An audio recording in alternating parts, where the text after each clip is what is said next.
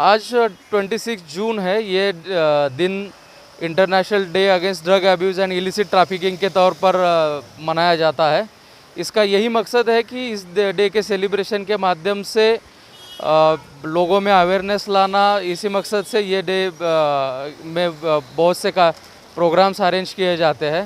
اور anti narcotic cell کی طرف سے اگلے 15 دن بھی بہت سے پروگرام ہو گئے، جس میں اسکولز کے جو آن لائن کلاسز چلتے ہیں اس کے مادھیم سے ہم وہاں پہ کچھ لیکچرز لیں گے، اویئرنیس لانے کی کوشش کریں گے.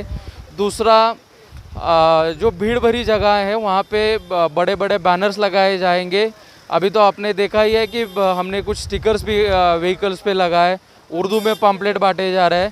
اور ممبئی پولیس کا جو ٹویٹر اور انسٹاگرام ہے، اس کے مادھیم سے ہمارے ماننیہ سی پی صاحب نے بھی لوگوں کو سندیش دیا ہے، اور جس کے مادھیم سے لوگوں کو اپیل کیا ہے کہ یہ جو کنزمپشن اور سیل ہے اس کو کنٹرول میں لانے کے لیے ہماری سہایتا کرے.